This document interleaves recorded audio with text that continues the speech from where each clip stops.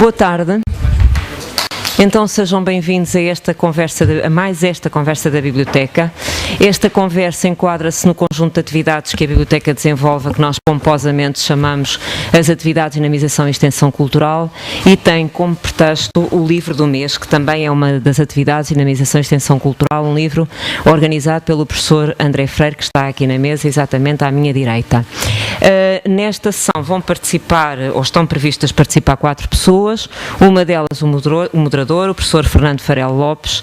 Eu não sou o professor Fernando Farelo Lopes, mas enquanto o professor Fernando Farelo Lopes não chega, porque está retido, penso que num acidente, eu farei as honras da casa e vou apresentar de forma sucinta os nossos convidados que tiveram a gentileza de aceitar participar nesta conversa. As conversas tradicionalmente decorrem no espaço da Biblioteca, até porque se pretende que sejam conversas, ou seja, para além daquilo que existe e que é dito pelas pessoas que normalmente participam, também é suposto haver interação com a audiência, e é numa sala mais pequena, com outro formato, numa conversa com as características da de hoje, onde que sabíamos que tínhamos com certeza muita assistência, e porque não podemos acomodar todas as pessoas nessa mesma sala, as conversas da Biblioteca ocorrem efetivamente neste auditório. Eu agradeço muito, quer ao professor André Freire, que nos suscita muitas vezes para organizar este tipo de eventos. Ainda o ano passado fizemos 2 coisas na ponta final, também a propósito de 2 livros, fizemos 2 ações deste género, exatamente no final do ano, em outubro e novembro, se bem me recordo, e agendámos exatamente a sessão que hoje estamos aqui a realizar, com a presença do professor José Adelino Maltês. Eu própria, quando aqui cheguei, eu me apresentei ao professor José Adelino Maltês, porque todos nós o conhecemos, não só pela sua atividade académica, mas também pela intervenção que tem tido e pelas suas opiniões muito claras e pouco equívocas sobre temas, e onde atualmente tem tido particular evidência. Também o professor Luís Nuno Rodrigues, professor no ISCTE-UEL, o professor José Adelino Maltês, eu não referi, mas é do Instituto Superior de Ciências Sociais e Políticas, da Universidade Técnica de Lisboa, o professor Luís Nuno Rodrigues, que também nos acompanha e que também tem participação pública e que está exatamente na ponta desta mesa, é professor desta casa, professor na área de História, também aqui no ISCTE-UEL, e o professor André Freire, que é exatamente a pessoa que organiza a obra, que é o pretexto para a nossa conversa, esta obra sobre o sistema político português nos séculos XIX a XXI, esta obra que também está disponível à entrada, portanto tiveram a oportunidade de passar, e que será o pretexto para a conversa que aqui vamos ter. Eu, já agradeci a quem aceitou o convite para participar, agradeço àqueles que aceitaram o repto para se deslocar ao ISCTE a esta hora para estar presentes nesta sessão e para participar. Claro que a sessão será muito rica, para além da parte do contributo e da exposição que será feita, ou dos questionamentos que serão feitos pelas pessoas que estão na mesa, também pelas intervenções que depois quiserem fazer, e haverá um microfone no final. Portanto, eu agora passaria a palavra ao professor André Freire e depois o professor André Freire relativamente aos nossos outros 2 oradores. E muito obrigada a ambos e também ao professor André Freire. Obrigada. Bom, então, boa tarde. Obrigado a todos por terem vindo. Eu vou ser muito breve, porque aqui a minha função é basicamente também apresentar aqui os meus agradecimentos, em primeiro lugar ao ISCTE, nomeadamente à Biblioteca do ISCTE e à sua diretora, a doutora Maria Amante, pela disponibilidade de sempre, e todo o staff, e também o staff da informática, os audiovisuais, para organizarmos estes eventos que dão bastante trabalho. Também ao Núcleo de Alunos de Ciência Política, que tem sido sempre uma ajuda preciosíssima e valiosíssima em todos os eventos, e, naturalmente, aos ilustres comentadores, o professor Adelino Maltês, e conhecidíssimo do espaço mediático e também com uma vastíssima obra na ciência política em Portugal e internacionalmente, é professor catedrático de Ciência Política no Instituto Superior de Ciências Sociais e Políticas da Universidade Técnica, com a qual temos contactos muito bons, e o professor Luís Nuno Rodrigues, que é professor auxiliar, professor associado com a agregação do Departamento de História e com quem colaboramos também intensamente em várias atividades e a quem também agradeço vivamente. É conhecido também no espaço mediático e no espaço académico, onde também tem uma vasta obra mais no campo da história política e da história das relações internacionais. E, portanto, queria fazer, em primeiro lugar, estes 3 agradecimentos. Depois, sobre o livro que será apresentado, portanto, eu vou apenas recordar, isto é um projeto coletivo que começou por ser um ciclo de conferências que fizemos na Biblioteca Museu República e Resistência, exatamente sobre este tema do sistema político, com uma grande profundidade histórica, começa no século XIX e vai até à atualidade, e depois tem 2 capítulos para cada regime político: a monarquia constitucional, a Primeira República, a ditadura do Estado Novo e o período democrático, que é aquele em que vivemos desde 1974. Para cada período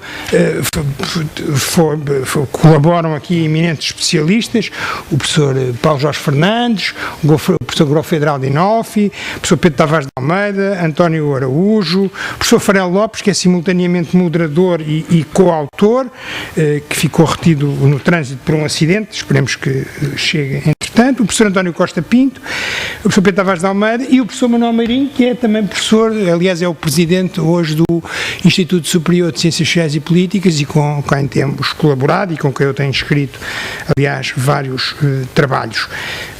Pronto, basicamente, portanto, este livro consiste em 2 capítulos para cada regime e depois um capítulo introdutório meu e um capítulo final onde eu faço o balanço das continuidades e rupturas do sistema político entre o século XIX e a atualidade. Portanto, eu não queria deixar de sublinhar que isto é um trabalho coletivo e eu queria, portanto, agradecer aos autores, mesmo os que não estão aqui, e passo de imediato a palavra aos comentadores, talvez 15, 20 minutos, para vocês entenderem. Muito obrigado. Muito boa tarde. O André disse comentadores, mas o professor Marcelo Rebelo de Sousa já disse quem eram os comentadores, até há uma ordem, não é? E são os ex-políticos, que não é o nosso caso. Portanto, mas comecemos por aí, quer dizer, é o primeiro ponto que já sou velho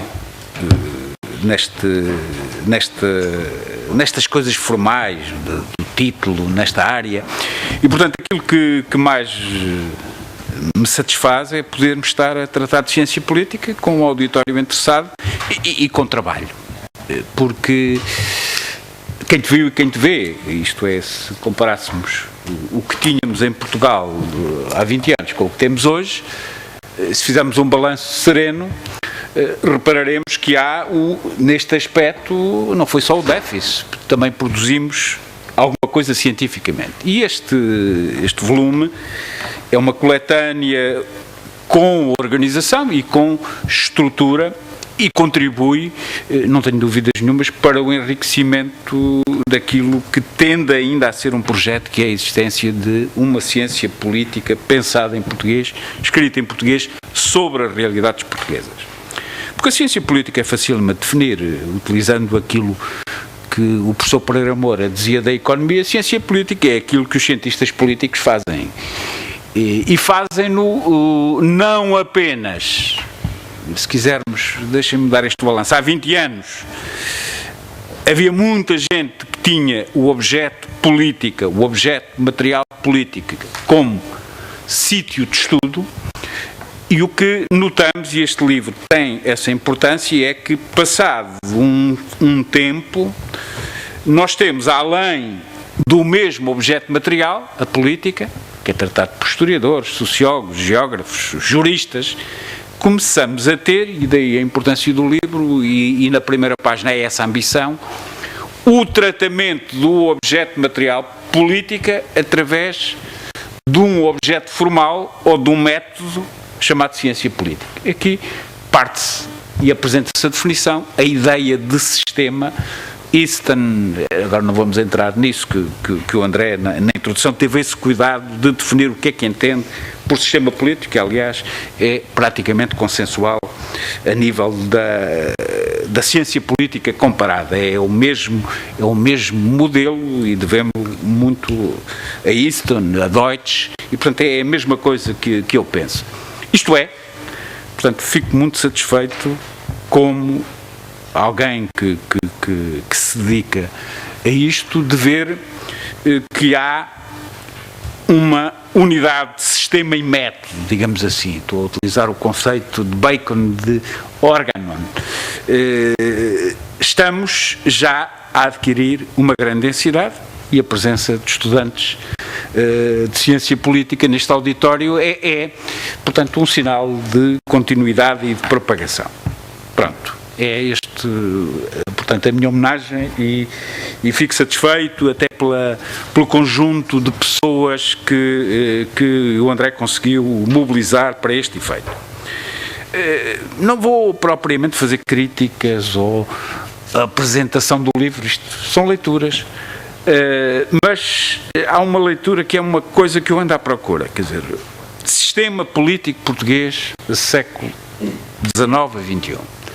O sistema que começou com a montagem do demoliberalismo, sistema que vemos hoje um dos dramas mais profundos destes séculos de tentativa de implantação de um sistema demoliberal, e eu vou fazer uma primeira provocação, utilizando até alguma coisa que já tinha referido.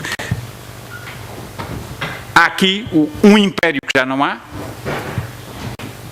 o império colonial, quer o brasileiro, quer aquilo que deixou de haver e que foi implantado a partir de 1895 até 1974. Há aqui uma diferença no atual problema, porque deixou de haver esse espaço imperial. E o sistema político, eu gosto de dizer, são 2 regicídios, para aí 3 republicicídios, que foi 1908, 1918, 1921, 1965, quer dizer, a matança de um rei, de um príncipe real, de um presidente, de um primeiro-ministro, em 21, o Granjo, ou então o presidente do Ministério, e do chefe da oposição em 75. Tivemos isto, tivemos 3 guerras civis, tivemos participação numa guerra mundial, 6 constituições escritas, 7 presidentes eleitos pelo povo, 8 reis, 9 Estados independentes que passaram a ser sócios da ONU, 2 monarquias, 3 repúblicas, 15 sub-regimes, 80 eleições gerais, 120 e tal governos, 13.233 dias de salazarquia, 200 turbulências golpistas, 5 revoluções, outras tantas contra-revoluções, 8 dezenas e meia de chefes de governo, cerca de 500 partidos e fações e várias congregações. Como é que nós vamos dar unidade e método a todo esse sistema? Eu quase me apetecia citar o Teófilo Braga, que dizia assim, quer dizer, isto são restos do absolutismo à procura de democracia, porque a marca absolutista, até basta ler alguns despachos de ministros das Finanças, inclusive o de ontem, a marca de uma presença de um Estadão, é isso que nós sentimos hoje em conflito com o projeto de uma democracia representativa e pluralista, e com o problema do costume, o problema daquilo que Cabo Ara, pelo menos em 1975 qualificou como partidocracia. Agora isto apareceu muito em voga mas já estava, é uma expressão consagrada, uma caricatura ao exagero deste controlo das fações sobre o poder central. Muito bem, como é que se estuda isto? Acho que é por esta via. De facto, não interessa tanto utilizando uma linguagem do organicismo positivista, a morfologia. O que nos interessa, sobretudo, é identificarmos o metabolismo. Interessa-nos não fazer a análise típica do normativismo, o normativismo é para o Tribunal Constitucional, ainda bem. Interessa-nos, sobretudo, verificar quer a infraestrutura, quer a superestrutura. E aqui está a minha primeira crítica, a grande falha deste livro, que é a integração do sistema político português no sistema internacional. Utilizando as teses de Easton, o ambiente não é apenas o social, nós somos já um subsistema de um subsistema político que nós não sabemos identificar muito bem, porque o sistema político europeu é um objeto político não identificado, para qualificar a expressão de Jacques Delors, e não sei, falta aqui um capítulo, se desde a implantação do demoliberalismo nós não fomos sempre um subsistema político daquilo que Almeida Garrett, no seu primeiro tratado de 1830, falava de balança da Europa. Desde as invasões francesas, passando pela Guerra Civil Europeia entre a Santa Aliança e as forças do projeto demoliberal, que nos arrastaram para uma guerra civil, aquilo que nós hoje não sabemos identificar. O que é que se passa hoje? Estamos todos à espera da Ecofin, e quem determina mais a política portuguesa não é tanto o Tribunal Constitucional, mas é um comentário do Ministro das Finanças alemãs. Julgo que a nossa geração, que é uma geração, digamos assim, pós-revolucionária, ainda viveu grandes querelas qualificativas para saber sobre fascismo ou não fascismo, saber se a ditadura era isto ou era aquilo, sem percebermos muitas vezes que, como diria Ortega y Gasset, todas as revoluções são mais ou menos pós-revolucionárias. Acabamos por ter esta mistura, e apetece-me ser provocador, e não sei se não andamos aqui à procura do salazarismo democrático, isto é, de uma espécie de ditadura das finanças com o referendo do sistema parlamentar, portanto, democrático. Não sei se a grande novidade não é essa, mas quando vejo a influência das decisões da reunião dos ministros das finanças europeus, eu não sei se não há uma ditadura das finanças a nível global, não sei se não há uma geofinança com os seus representantes mesmo a nível do sistema político europeu, e que aqui nós somos apenas mero epifenómeno de alguma coisa que ainda não identificamos. Porque quando não identificamos uma coisa, temos que às vezes utilizar a caricatura.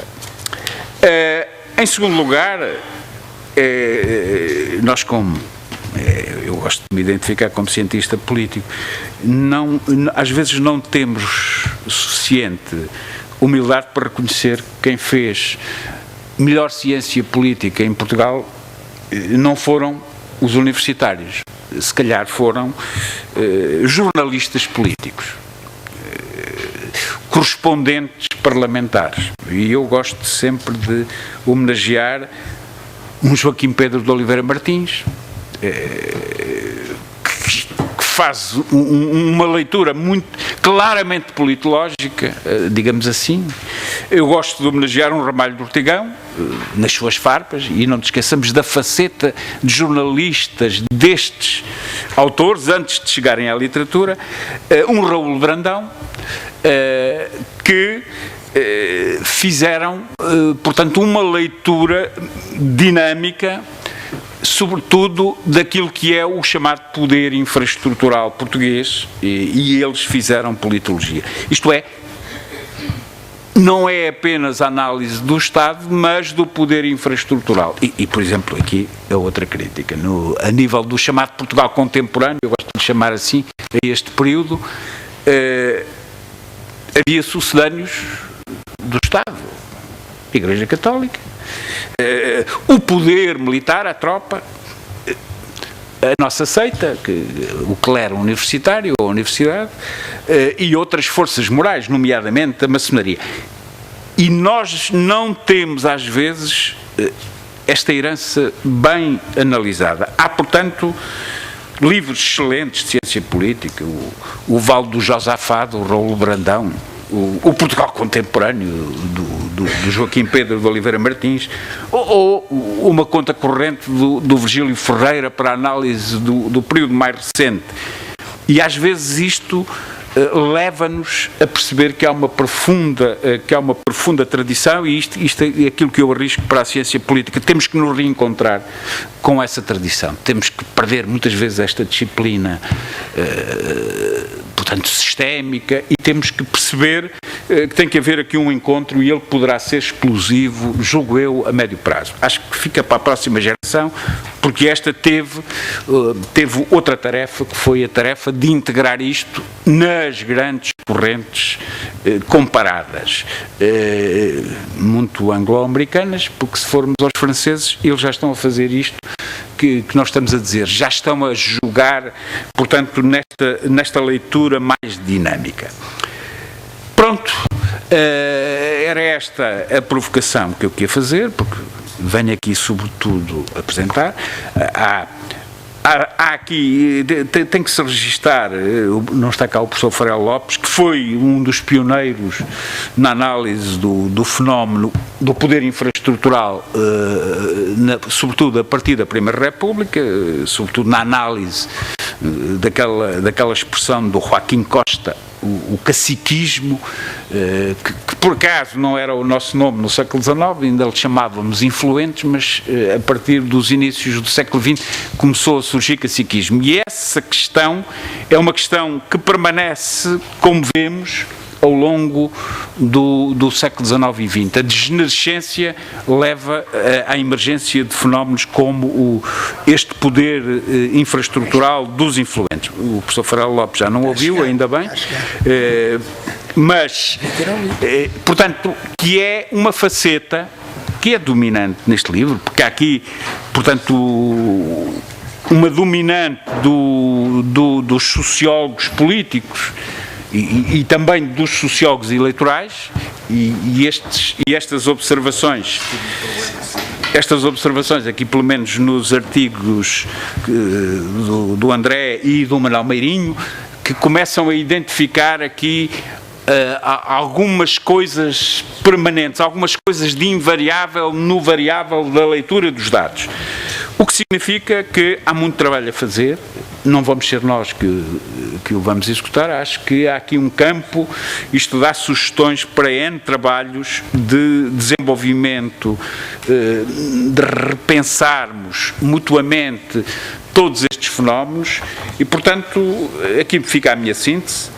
O sistema político tem que ser enquadrado nas constantes do sistema internacional e nas zonas de poder, não nos esqueçamos, e aqui é referido, a própria pertença dos grandes partidos catch-all portugueses a multinacionais partidárias, sobretudo europeias, e há aqui um fenómeno que é um fenómeno, não digo novo, mas é um fenómeno de condicionamento da nossa margem de manobra, quer perdermos o medo de analisarmos com realismo estes fenómenos, não apenas, há pouco estava a falar no trabalho do professor Farel Lopes sobre a matéria do caciquismo, o caciquismo moral. Quer dizer, aquilo que muitas vezes não é bem detectado, ou é detectado a nível da teoria da conspiração, mas citando Orwell, quer dizer, nós temos dois coletivismos morais de seita.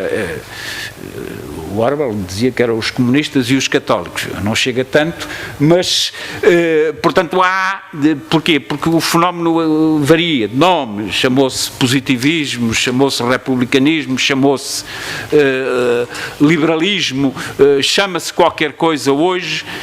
Esta abertura com clareza e com a eventual chegada de um método politológico frio para medirmos claramente estes intermediários morais que ultrapassam o mero individualismo e a sua relação direta com o Estado, portanto, é um trabalho a fazer.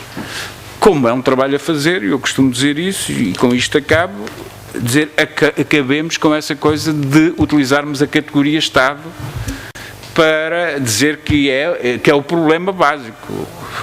Isso era no tempo em que havia um só Estado. O Estado, com esta capa, quer no plano interno, quer no plano externo, evoluiu. No plano interno, este Estado é uma criação do Mozinho da Silveira, quando centralizou mais de 70% dos impostos reais na Caixa Central do Ministério da Fazenda, porque antigamente havia outras entidades, como a Igreja e a nobreza com poder militar, a Igreja com o poder que tinha, que não faziam chegar o imposto real ao centro. O Estado moderno é uma criação do Mozinho, é uma criação demoliberal. E hoje nós sabemos que existe já uma forma clandestina, isto é, não tipificada constitucionalmente de Estado, que é aquilo que se liga ao sistema internacional. Portanto, é a leitura, o livro é estimulante, talvez seja dos melhores, porque arriscou muito caracterizar de uma forma genérica este sistema político do demoliberalismo a hoje. Tem a grande vantagem de procurar ter um sistema, mas revela também o longo trabalho que à ciência política e aos seus subsetores vai ser confiado nos próximos tempos, que é identificarmos estes problemas e continuarmos a estudar com aquilo que me apetece dizer em termos de camisola, sem pedirmos ajuda a historiadores, geógrafos, sociólogos fora do sistema. Acho que estamos numa fase onde talvez se consiga ter uma unidade de sistema e método dentro daquilo que são as áreas tradicionais da ciência política. Por isso, é estimulante, gostei, vivi, e tanto gostei que fartei-me de arriscar e de dizer mal, isto é, estimulei em termos de provocação, e isso é que um livro tem, e é um livro, já agora, também pedagógico, quer dizer, para estudante. Portanto, está a informação concentrada, para leigo nestas áreas está a informação bem articulada e consegue-se ter uma leitura até simples e, portanto, deixando de ter uma tese global. Portanto, parabéns, André, continuo, quer dizer, e a todos os autores que aqui colaboraram, porque a lista é vasta. Muito obrigado, já disse, já falei demais. Obrigado, eu.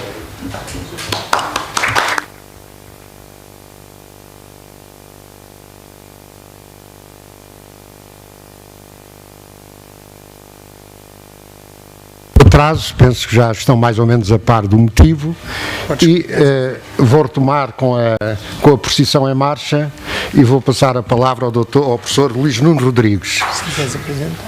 Eu não sei se tenho que pôr o microfone mais para aqui ou se não sei quem é que está a captar o som, mas por via das dúvidas, acho que me ouvem bem.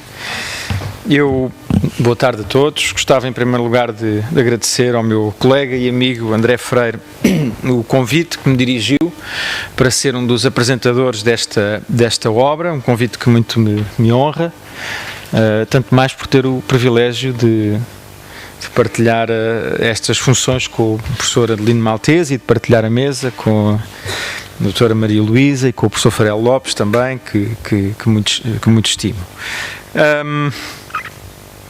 Entrando diretamente no assunto, procurando também pôr aqui o relógio a funcionar para ver se não ultrapasso muito o limite, eu gostava de começar por dizer o seguinte: na minha opinião, isto já ficou também evidente das palavras anteriores, este livro representa um contributo muito inovador para o nosso conhecimento sobre o sistema político, sobre a história política portuguesa dos séculos XIX, XX e também já parte do XXI, do século XXI. Um contributo inovador por vários motivos. Em primeiro lugar, porque os textos em si mesmo nos trazem novos dados, muitas vezes, não são Muitos dos capítulos deste livro não são meros resumos de obras que os autores já tivessem anteriormente publicado, nos trazem novos dados e nos trazem, sobretudo, novas maneiras de interpretar e de perspectivar aquilo que porventura já conhecíamos factualmente sobre estes assuntos. E isso é de louvar, porque muitas vezes, quando organizamos coletâneas, isto é um pouco também por experiência própria, os autores limitam-se a enviar um resumo daquilo que já têm lá em casa e, portanto, aí a coisa não resulta tão bem como é o caso deste livro. E, em segundo lugar, porque este livro representa, na minha opinião, um exercício invulgar, mas, e aqui talvez me até afaste um pouco das palavras do professor Lino Maltês, um exercício invulgar, mas muito bem sucedido, de um trabalho interdisciplinar entre a história e a ciência política. Eu acho que este livro é simultaneamente um livro de história e um livro de ciência política. E não acho que seja demais salientar este ponto. Eu e o André Freire, já por diversas vezes temos conversado sobre esta necessidade de diálogo entre a história e a ciência política. Portanto, daí eu achar que este livro não é apenas um livro de ciência política, mas também um livro de história. Portanto, talvez não partilhe tanto dessa necessidade de demarcação tão rigorosa das fronteiras disciplinares entre estas duas áreas do saber. Pelo contrário, quer dizer, reconheço que são duas áreas científicas diferentes, com conceitos teóricos e práticas metodológicas muito diferentes, mas muitas vezes partilham o mesmo objeto de estudo e muitas vezes fazem-no de costas voltadas. Não é o caso deste livro, que, portanto, me parece ser um exemplo de uma colaboração interdisciplinar bem sucedida. Nós, tradicionalmente, associamos o trabalho do historiador e a história a uma preocupação, digamos, mais empírica, como se cada momento fosse irredutível, irrepetível, incapaz de ser associado a modelos de compreensão mais vastos e mais globais, e tradicionalmente também o estereótipo, se quiserem, da ciência política mostra-nos, porventura, um saber demasiado teórico, muito preocupado com modelos e com formas, com fórmulas, e quase que forçando a realidade, por vezes, a encaixar em modelos interpretativos definidos a priori. Claro que isto é uma imagem muito simplificada do que é a história, que eu não partilho, obviamente. É uma imagem muito simplificada, são os estereótipos que temos das duas áreas científicas, apenas para perceberem melhor e para entenderem melhor o meu argumento. Ora bem, este livro demonstra-nos justamente o contrário, demonstra-nos que estes estereótipos porventura estão errados e demonstra-nos a possibilidade de uma colaboração fácil, escorreita e sem grandes problemas entre estes dois ramos de saber. Portanto, nós temos, à partida, um politólogo, o André Freire, que define os conceitos principais, que define as balizas do inquérito, que deve conduzir o trabalho dos vários autores envolvidos. Estes, na sua maioria, historiadores, pelo menos para os primeiros capítulos, fazem e conduzem o inquérito histórico, balizado pelos parâmetros teóricos e pelas questões colocadas à partida pelo politólogo, mas pela leitura sem uma intenção a priorística de os confirmar ou de os negar, deixando-se, portanto, conduzir pela sua própria investigação histórica. E depois, no último texto da coletânea, de novo o politólogo, que tinha lançado as questões de partida, faz a síntese final no texto que se chama Continuidades e Rupturas nos Regimes Políticos do 800 e 900 portugueses. Portanto, voltando um pouco aqui a brincar um pouco com as imagens, eu acho que é o equilíbrio ideal, como eu às vezes digo aos meus alunos, que é um livro de história e de ciência política em que o modelo teórico e de interpretação global não vem na introdução, mas vem na conclusão. Enfim, está de parabéns o organizador, estão de parabéns os diversos autores por terem conseguido levar a cabo esta tarefa, nestes moldes, que para mim é de facto um dos pontos fortes do livro. Que ajuda a ultrapassar um outro problema que, como eu disse há pouco, encontramos frequentemente nos livros que recolhem contributos diversos, ou mesmo nas conferências a que assistimos e nas quais participamos, que é muitas vezes a ausência de uma certa coerência interna. Claro que por vezes isso é propositado. Por vezes os livros resultam numa coletânea de estudos de caso, particularizados, atomizados, com análises próprias, enfoques teóricos diversos, etc. Neste caso não. Neste caso temos um livro coletivo, com autores diferentes, de diferentes escolas e de diferentes, digamos, correntes de pensamento, mas temos um livro coletivo, cá está, devido, na minha modesta opinião, esta frutuosa colaboração entre a história e a ciência política, um livro coletivo no qual todos os artigos procuram encontrar respostas para um conjunto de problemas previamente definido. Por conseguinte, é um livro que tem uma grande coerência interna, em termos das questões que são colocadas, dos temas que são abordados, daquilo que se julga ser pertinente ou não para, de facto, caracterizar os sistemas políticos portugueses na época contemporânea. Terceiro ponto que queria referir, e estão aqui muitos estudantes nesta sala, o livro resulta muito pedagógico, muito educativo, digamos assim, muito útil para quem, como eu, por exemplo, sendo um historiador, leciono uma cadeira de História Política de Portugal Contemporâneo à licenciatura de Ciência Política, e estão aqui alguns dos nossos alunos. Torna-se um excelente manual, de facto, para recomendar aos alunos desta e de outras cadeiras, desta e de outras licenciaturas, tanto de Ciência Política como de História. Não sei como é que estou em termos de tempo. O livro, o André já explicou, eu tinha preparado aqui uma análise, porventura mais clássica e mais formal no livro, certamente menos imaginativa e menos provocativa, e portanto o André Feio já vos explicou que o livro se encontra dividido em 4 partes distintas, portanto correspondendo cada uma à monarquia constitucional, outra à Primeira República, uma terceira parte sobre o Estado Novo e depois uma parte última sobre a democracia, com textos do André Freire, também do Manuel Meirinho. Tinha pensado, se tivesse tempo e em breves minutos, falar brevemente sobre talvez um texto de cada uma das partes, uma vez que seria fastidioso estar aqui a referir todos. E já agora aproveito a presença dos autores que conheço e que são meus amigos, e começaria, por exemplo, por falar nesta primeira parte de um dos textos que lhe com mais interesse nesta coletânea, e que é o primeiro da autoria do Paulo Fernandes, e que é o texto que se intitula o texto que se debruça sobre a monarquia constitucional, sobre o sistema político da monarquia constitucional, e que é um texto que faltava.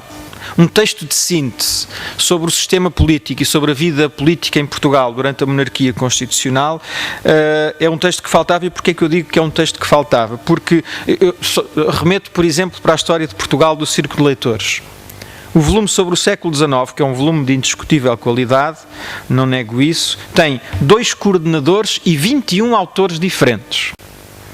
E, portanto, de facto, faltava uma síntese. Há outras tentativas, há outros autores que têm produzido sínteses sobre o que foi o século XIX, muito inspiradas e muito inspiradoras, por exemplo, a professora Fátima Bonifácio, mas mais assentes numa perspectiva narrativa dos eventos propriamente ditos. Ora, o texto do meu amigo Paulo Fernandes foca-se, de facto, num conjunto de temáticas essenciais, e volto de novo à questão de há pouco, as tais temáticas definidas também à partida, para compreendermos este estranho século XIX, como alguém já lhe chamou, não é?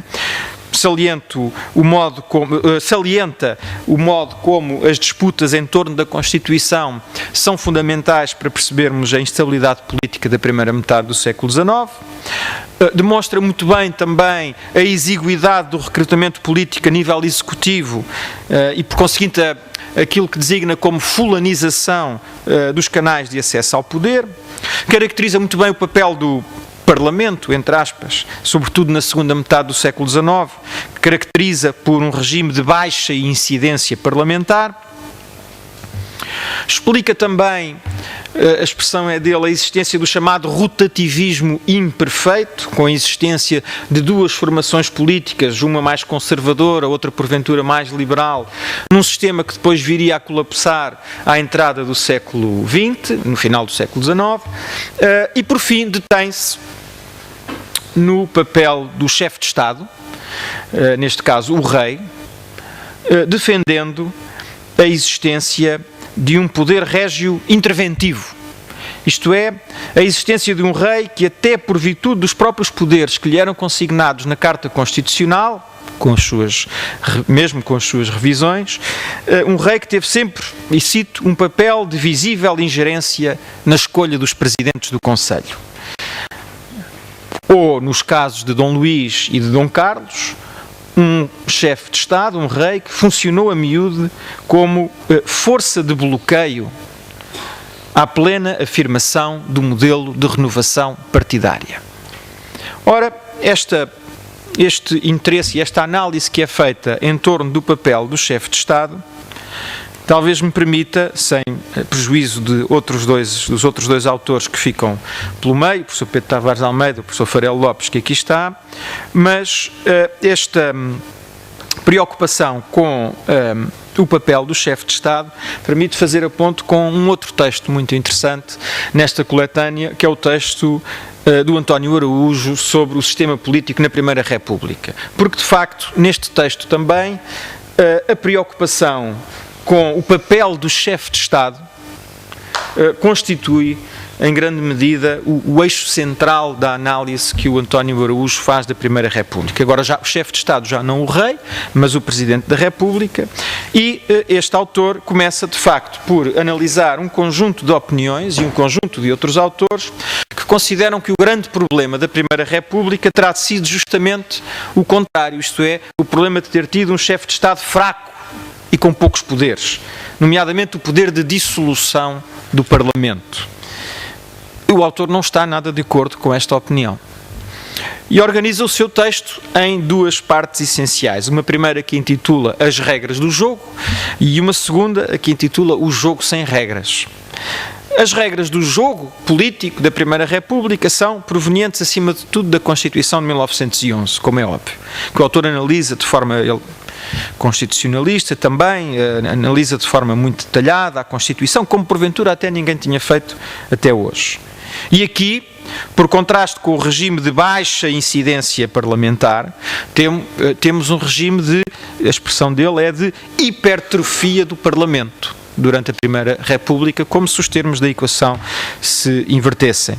Uma hipertrofia do Parlamento que chega a discutir durante a Assembleia Nacional Constituinte se deve ou não existir a figura do Presidente da República. Tanto era o receio dos constituintes que o novo Presidente se pudesse tornar um Presidente-Rei.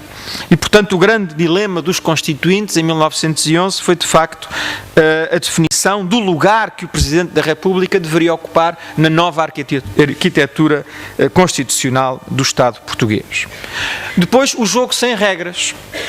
António Araújo refere aqui um ponto que me parece fundamental nas reflexões que geralmente se fazem sobre a vida política portuguesa durante a Primeira República e, de certa maneira, a análise do professor Adelino Maltês já vinha aqui também, de certa maneira, poderá contribuir para melhor entender aquilo que eu vou dizer. É que a Primeira República é frequentemente apresentada como um intermédio, a expressão é do autor, tumultuoso entre dois períodos de acalmia, a monarquia e o Estado Novo. Ora bem, como demonstra o autor, tal não sucedeu.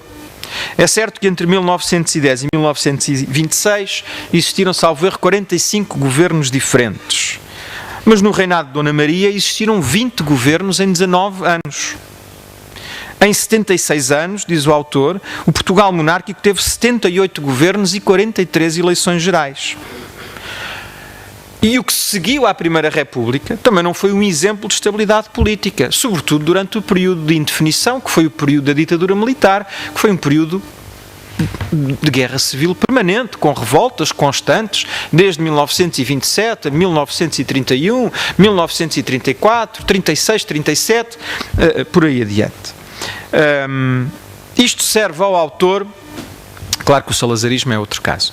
Isto serve ao autor para expressar a tese de que, na sua opinião, não foi a Constituição de 1911, não foi o parlamentarismo de Assembleia, não foi a ausência do poder de dissolução do Presidente da República, não foram estes fatores os responsáveis pela instabilidade política e pelo fim da Primeira República. Pergunta o autor, o que falhou então?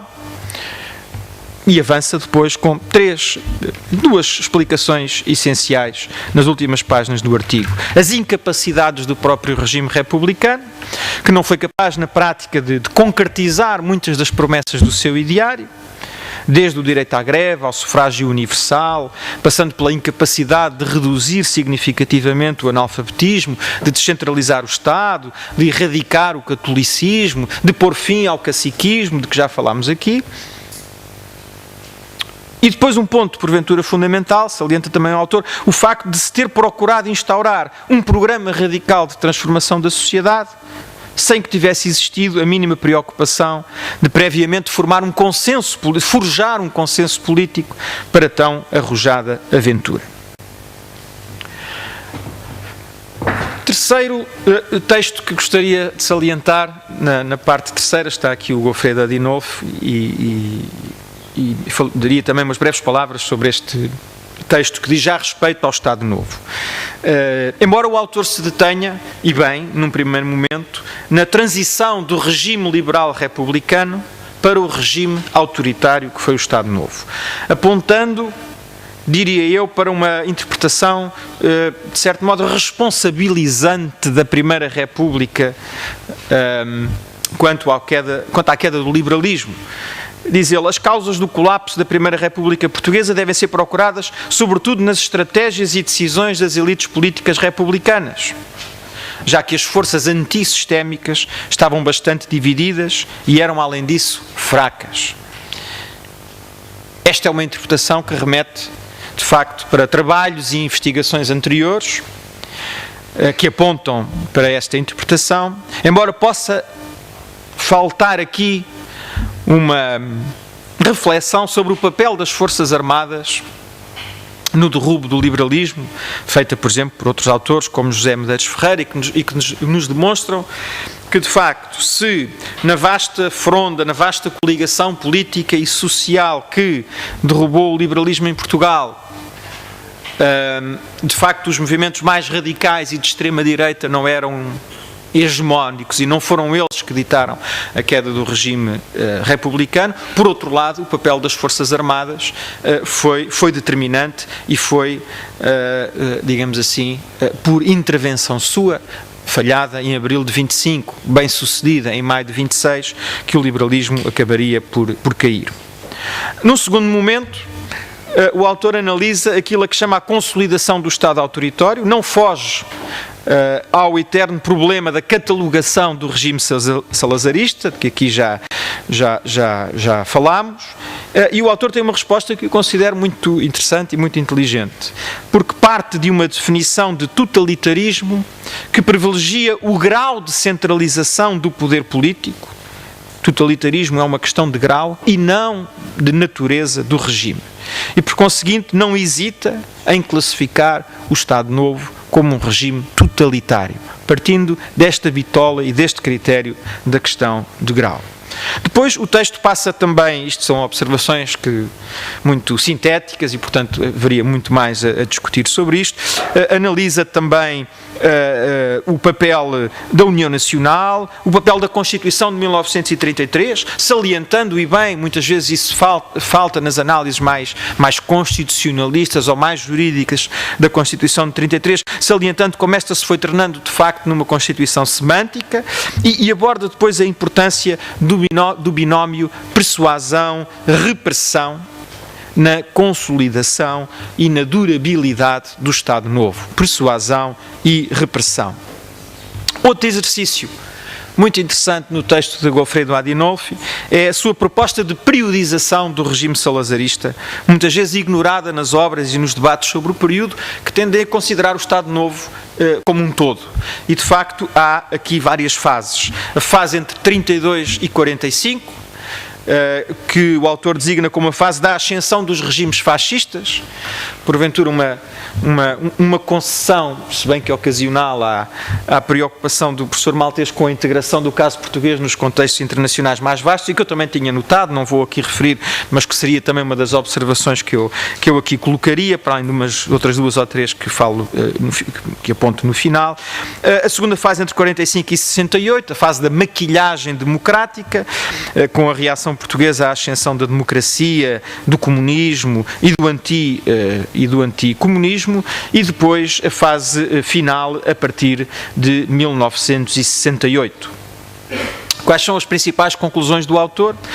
O salazarismo foi um totalitarismo incompleto, ou um totalitarismo fraco, se quisermos, mas existiu, diz Goffredo Adinolfi, com toda a certeza, na elite política salazarista, a vontade de conquistar todo o espaço político, a vontade de monopolizar o espaço político. Existem, obviamente, diferenças relativamente ao nazismo, relativamente ao stalinismo, relativamente ao fascismo, mas neste último caso, salienta, o regime fascista italiano e o regime salazarista português partilharam, de facto, o mesmo zeitgeist, o mesmo espírito do tempo.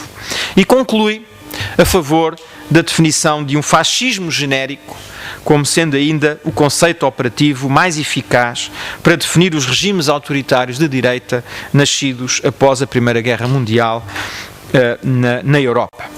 Porventura um caso, mas isso dava-nos pano para mangas e para discussões, um caso onde talvez a história não se deixe reduzir a uma categoria única, mas isso podemos, claro, discutir posteriormente. Umas palavras finais sobre os textos da parte 4, que é aquela que eu, porventura, sou menos autorizado para debater, mas que me parecem, de facto, a conclusão, o seguimento lógico dos textos anteriores sobre a monarquia, sobre a República e sobre o Estado Novo. O primeiro texto, talvez o salientasse, de André Freire e de Manuel Meirinho, intitulado Sistema Eleitoral de Partidos e de Governo, o caso português em perspectiva comparada, onde os autores, uma vez mais, portanto, e aqui reitero a importância da tal agenda de investigação definida à partida, os autores vão analisar com detalhe o papel do Presidente da República, conforme previsto na Constituição de 1936, e numa perspectiva comparada com outros países da Europa e do mundo. O que é que eu disse? 76. Analisam também o sistema eleitoral português, de novo numa perspectiva comparada, a questão da governabilidade, a questão da duração média dos governos na Europa, para concluírem que, de facto, todos sabemos, mas nunca é demais relembrar, porque vamos sempre falando de eleições, até no Estado Novo houve eleições, não é? Concluem e salientam que eleições livres e baseadas em sufrágio universal só desde o 25 de abril de 1974, que o conceito de semipresidencialismo é aquele que é mais comumente aceito para descrever o sistema político nascido da Constituição de 76, onde temos simultaneamente um presidente popularmente eleito e que coexiste com um primeiro-ministro responsável simultaneamente perante o Parlamento e perante o próprio Presidente. Salientam também os autores que os poderes do Presidente têm vindo a ser reduzidos, sobretudo desde a revisão constitucional de 1982, que os Presidentes normalmente desempenham um papel mais ativo durante o segundo mandato do que durante o primeiro mandato e que, na opinião dos autores, o sistema não apresenta problemas de governabilidade, o que também, à luz dos acontecimentos mais recentes, nos pode, eventualmente, suscitar também aqui alguma discussão na fase de perguntas e de respostas. Não tenho críticas diretas a fazer ao trabalho, porque não acho justo que se critique aquilo que não está. A gente deve discutir aquilo que está, não é? Portanto, tal como o professor Adelino Maltês disse, são mais sugestões, digamos assim, para trabalhos futuros, para outras investigações, estão aqui muitos estudantes, mas o professor Adelino Maltês já referiu o infraestadual, o contexto internacional. Eu sei que estou entre politólogos, mas a autonomia do político aqui e ali talvez esteja um pouco exacerbada, quer dizer, em alguns textos um pouco mais de economia e de sociedade faziam-me talvez sentir mais confortado, mas não cabe tudo, obviamente. E depois também há alguns temas pós-modernos que têm que começar a entrar no debate. As mulheres face ao sistema político, a questão da cidadania e dos direitos cívicos, a resistência a estes sistemas políticos.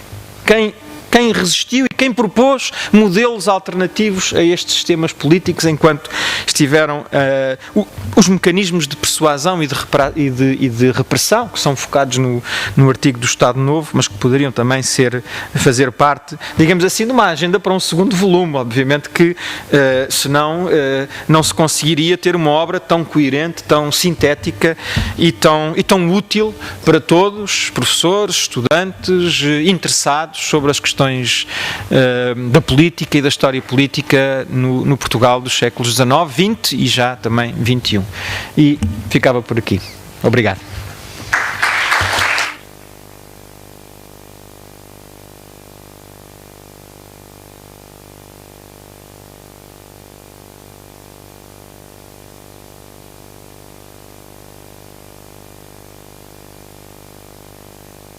Espera, tens que repetir. Está aberto o debate. Acho que há um microfone que vai circular. Portanto, tem as condições técnicas, pelo menos, para intervir. Leonor.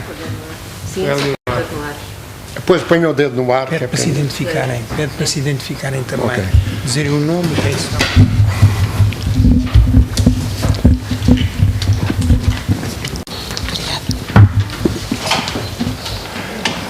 Está aquele senhor, faz favor de dizer o nome para a informação, sei quem é. Sim, olá, boa tarde a todos. Já que fui chamado em causa, e agradeço muito pelos comentários do professor Nuno Rodrigues, que foram muito bons. Eu queria explicar qual é o sentido da minha afirmação, do fato que acho que foram os republicanos responsáveis do colapso do regime. É quase uma tautologia a minha, não queria ter grandíssimas pretensões, ou seja, o fato de que os republicanos democráticos não conseguiram manter compacto o campo deles, uma parte do campo democrata, digamos democrata, ou não necessariamente autoritário, fugiu à procura de outros aliados, porque nós sabemos muito bem que na aliança que deu lugar ao golpe de Estado militar, nem todos eram em favor do regime fascista, do regime autoritário. Havia muito um discurso, isto talvez entra mais no campo da história contrafactual, que eu sei que muitas vezes não é muito apreciada, mas perguntarmos se não tivesse acontecido isso para ter um certo interesse. Eu refiro-me a um estudo que citei de Giovanni Capoccia, Defending Democracies, no qual ele demonstra que a principal causa do colapso dos regimes democráticos nos anos 10, 20 e 30 foi o facto de que uma parte dos democratas aliaram-se com os antidemocratas. Isto aconteceu, por exemplo, na Itália, onde uma grande parte dos aliados de Mussolini, de entre 22 e 25, eram sinceros democratas, tanto que depois foram de entre os construtores da democracia italiana, mas o mesmo aconteceu na Alemanha, com as pessoas do centro que aliaram-se com Hitler, porque sempre acharam Mussolini ou Hitler palhaços que deviam ser aproveitados para depois liquidá-los depois de alguns tempos. Mas não aconteceu assim, por exemplo, na Bélgica, onde havia um partido da extrema-direita muito mais forte do partido fascista, mas lá houve uma aliança entre todas as forças democratas que compactaram-se contra contra os autoritários. E era neste sentido que eu queria dizer, porque dentro os militares são vistos como autoritários, porque depois dos golpes da América Latina, eles são sempre vistos fora de Portugal como autoritários. Mas a grande parte dos militares que fizeram golpe de Estado fizeram com o sentido de sincera renovação democrática de um período que de facto era muito precário. E neste sentido a minha afirmação não era para entrar no outro discurso e era por isso que eu gostava de fazer uma afirmação. Não quero entrar naquele discurso de a Primeira República não era suficientemente democrata ou não era estável e, portanto, isto justificou o salazarismo. Eu não penso absolutamente esta coisa. Eu penso que este é outro ponto que eu gosto de salientar, que acho que é sempre muito importante. A história explica-se sempre com o passado, que é uma tautologia também, mas não podemos dizer que a Primeira República não era democrática em comparação com a República Portuguesa, que estabeleceu-se depois de 75. A Primeira República portuguesa era mais ou menos democrática, com uma monarquia constitucional, se comparada com o absolutismo. As coisas devem ser comparadas com o que aconteceu antes, não com aquilo que aconteceu depois. Isto para fazer uma crítica às pessoas que dizem, no fundo, a Primeira República não era assim tão democrática, porque algumas coisas, alguns direitos não eram respeitados, o eleitorado era pouco, etc, etc. Portanto, no fundo, o salazarismo não veio a modificar muito esta linha de tendência.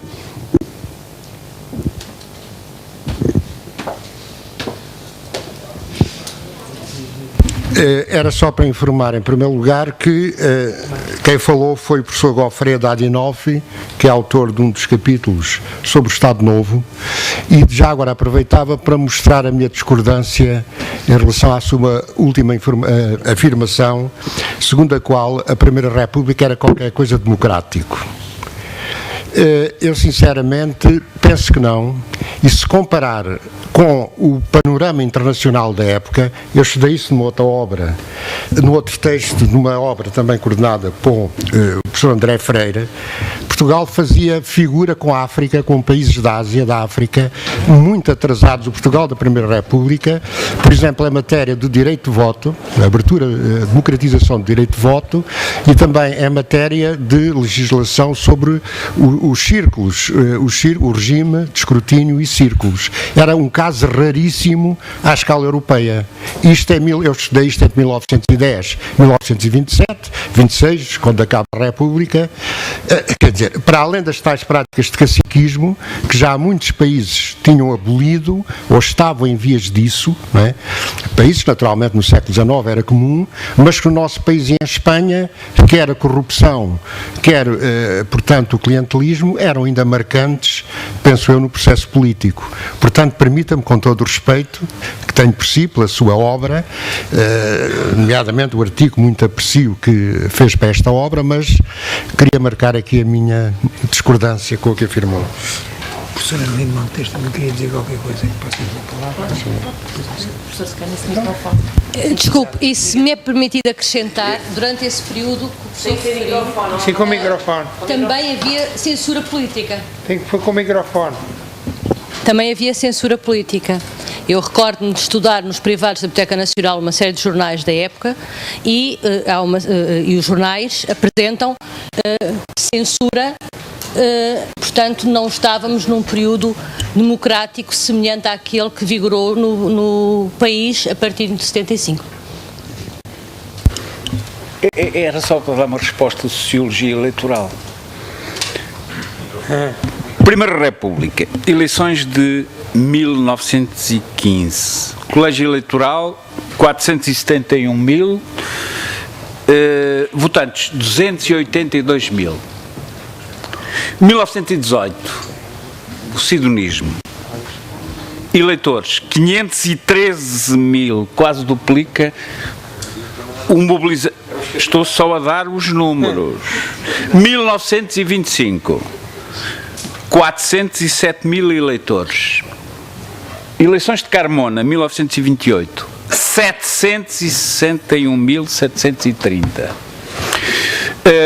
Colégio Eleitoral da Primeira República, vamos ao máximo da monarquia democrática, vamos ao máximo de dados, 1879, 831.761 eleitores, colégio, 539 mil eleitores.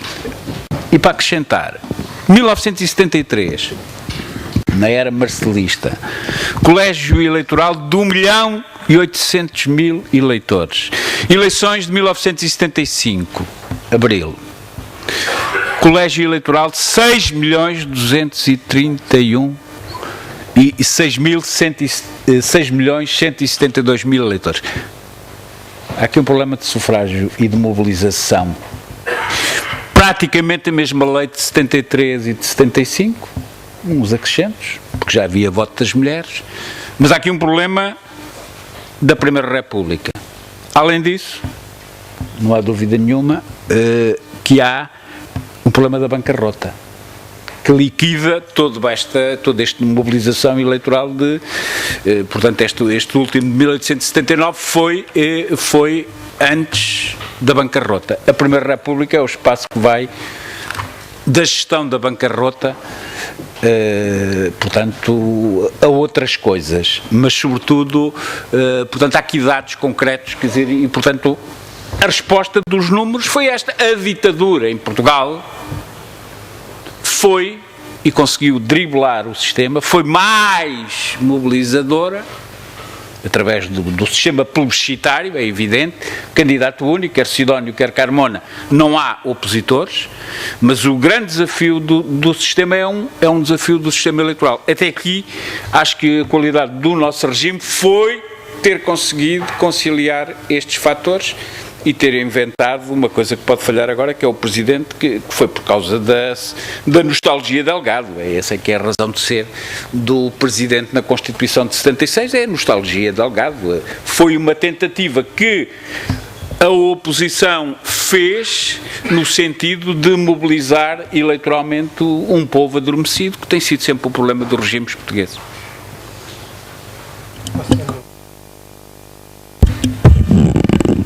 Bem, eu antes de passar à assistência, se me permitem, também gostava de agradecer, portanto, a leitura atenta e os comentários e esboçar uma pequena resposta em alguns elementos que me parecem importantes. Portanto, em primeiro lugar, agradecia vivamente os comentários e a leitura atenta que fizeram e devo dizer que, genericamente, concordo com as críticas e não vou agora aqui dizer, porque também é a questão do espaço e do foco e etc.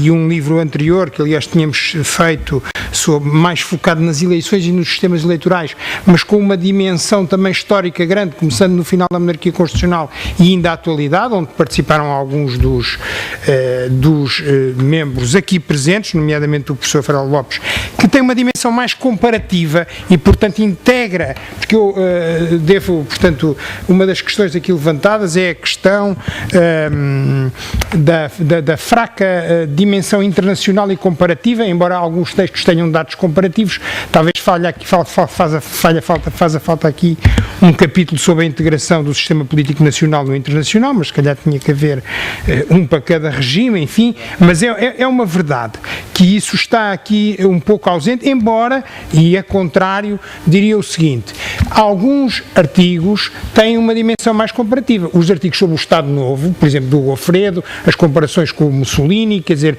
com o nazismo, o próprio António Costa Pinto, no seu artigo do Estado Novo, que é diferente, portanto, vai contra a ideia do totalitarismo, que mostra a diversidade interna do livro, mas nos artigos sobre o período democrático também há uma dimensão comparativa, embora a questão da integração no sistema internacional devesse ter mais relevo, aceito essa crítica. De todo modo, mais uma vez, se nós olharmos para o último capítulo, também ele tenta uma integração no sistema internacional, quer dizer, porque os regimes demoliberais não nascem do vazio e a sua estruturação é internacional, começa com a Revolução Americana de 1776 e a Revolução Francesa de 1789, e esse é o grande legado que depois se vai difundir. É claro, nós aqui não o detalhamos muito, mas eu, no último capítulo, de algum modo, faço essa tentativa de integração no património das grandes revoluções liberais ocidentais que depois, quer dizer, vêm aqui. É claro, podíamos ter integrado nas vagas e contra-vagas de democracia, fazemos um bocadinho isso no outro livro da Colibri, aqui não fazemos, portanto, reconheço e acho que é uma dimensão importantíssima, deveria ter mais relevo, mas apesar de tudo, também não está completamente ignorada. Aliás, agora entre parênteses e em relação aqui à questão da Primeira República, eu acho que há que distinguir, claro que há repressão e há entorces, quer dizer, à separação de poderes, às garantias judiciais, há deportações políticas, mas nós não podemos comparar a censura na Primeira República com o que se passou no Estado Novo. Aliás, porque exatamente, eu aí acho que é a questão da distinção entre o que é um regime liberal e o que é um regime democrático. E também podemos ter regimes no limite de sufrágio universal, lembremos o bonapartismo, quer dizer, desde logo, e a extensão do sufrágio na própria Prússia, não é? Em que aquilo não tinha significado nenhum, ou porque não havia concorrência política e não havia liberdades políticas, ou porque o Parlamento não tinha poderes, quer dizer, aquilo era ou que é um plebiscito, quer dizer, só há um concorrente, portanto não basta haver sufrágio universal para termos uma democracia. Agora, pelo menos na versão que temos hoje, para termos uma democracia temos que ter sufrágio universal. Mas também é verdade que do ponto de vista da democraticidade, eu também concordo com o professor Farol Lopes, quer dizer, a tendência era de democratização na Europa, sobretudo a seguir à Primeira Guerra Mundial. E desse ponto de vista, o regime da Primeira República vai em contramão. Além disso, como agora lembrou muito bem o professor Adelino Maltês, mesmo comparando com a monarquia constitucional, e porque desse modo liberdades públicas existiam nos dois regimes, mas houve uma contração do corpo eleitoral, quer dizer, portanto era mais fechado, era um regime mais fechado. Depois, quer dizer, agora, era um regime com liberdades públicas, com pluripartidarismo, porque durante o Estado Novo, apesar de haver uma censura prévia, que aliás decorria do texto constitucional, não é verdade que os entorces aos direitos fundamentais estivessem só na legislação ordinária. Se vocês virem a questão da censura e do controle da opinião pública, decorre do próprio texto da Constituição de 33. E isso faz toda a diferença, é um regime de repressão e de monopartidarismo com alguma tolerância, maquilhagem democrática do pós-guerra. Mas não é por acaso que não houve nunca nenhum elemento da oposição eleito no Parlamento, na Assembleia Nacional. A ala liberal foi eleita nas listas da Ação Nacional Popular, que era o sucedâneo da União Nacional durante o marcelismo, não é? Portanto, quer dizer, a minha classificação, quer dizer, é que há uma diferença entre o que é um regime liberal e um democrático, e isso passa, nomeadamente, pela extensão do sufrágio. Mas uma coisa sabemos, é que se a Primeira República era um regime liberal, embora não democrático, do meu ponto de vista, o Estado Novo nem era democrático nem era liberal, e isso faz toda a diferença. Era uma ditadura, não é? E apesar de tudo, com todos os entorces que existiam na Primeira República, não era. Depois, também reconheço as outras questões que foram levantadas, as outras dimensões da sociedade, da economia, embora a cidadania esteja aqui presente mais pelos direitos de voto, a resistência está pouco, e as minorias também, mas não é um tema transversal. Agora, pronto, mas mais uma vez agradeço muito e termino aqui a minha exposição. Passo outra vez ao professor Farol Lopes para passar às questões da audiência.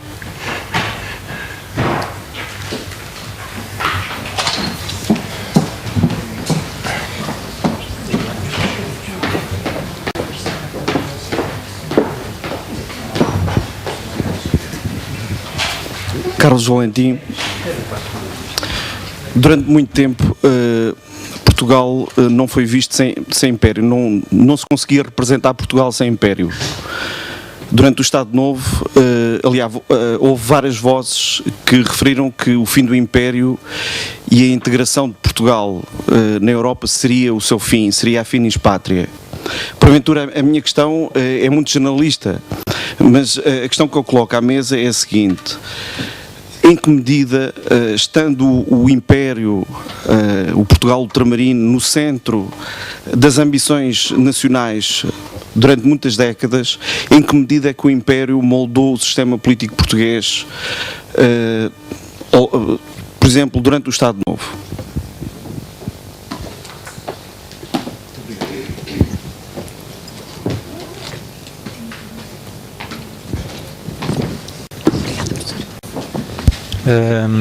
Quer dizer alguma coisa, professor? Primeiro?